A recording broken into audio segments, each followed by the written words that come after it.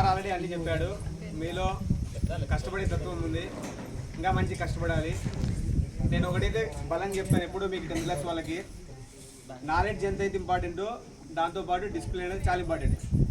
నాలెడ్జ్ని రైట్ వేలో యూజ్ చేయొచ్చు, రాంగ్ వేలో యూజ్ చేయొచ్చు.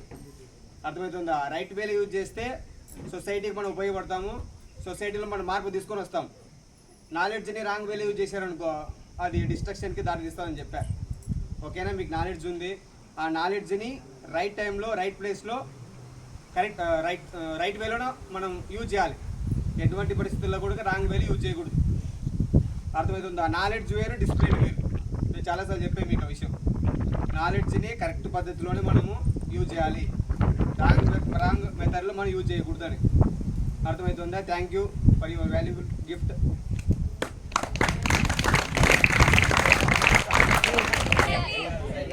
సరే, అంటే నిజంగా మాట్లాడాలంటే మార్క్స్ అనేవి దేనికి పనికిరావు. అర్థమైందా? మీలో స్కిల్ ఉంటుంది కదా, ఆ స్కిల్ మాత్రమే పనికి వస్తుంది. నాకు 10th లో 535 మార్క్స్, ఇంటర్మీడియట్లో 669, 2 సార్లు కెమిస్ట్రీ ఫెయిల్. నేను అప్పుడేమన్నా డిసప్పాయింట్ అయ్యి ఫర్దర్గా స్టడీ చేయకపోతే ఏం చేసుకునేవానండి? కరువు పనికో లేదా ఏదైనా మార్కెట్లో పని చేసుకోవాల్సిందే. కానీ మీరు గుర్తుపెట్టుకో, ఇప్పుడైనా 10th అనే కాదు, ఇంటర్వ్యూ అయినా తర్వాత ఎక్కడికైనా పోయినా కూడా మార్క్స్ అనేది కొద్ది వరకు మాత్రమే ప్రభావం చూపిస్తుంది. మార్క్స్ జీవితం కాదు. సో మీరు ఏం చేయాలంటే మార్క్స్ ముఖ్యం కాదు, స్కిల్ అనేది మనలో ఇంపార్టెంట్. అర్థమైందా?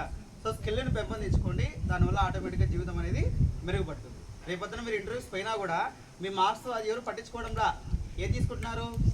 స్కిల్. సో ఆ స్కిల్ పెంపొందించుకోండి. ఓకేనా? All the best.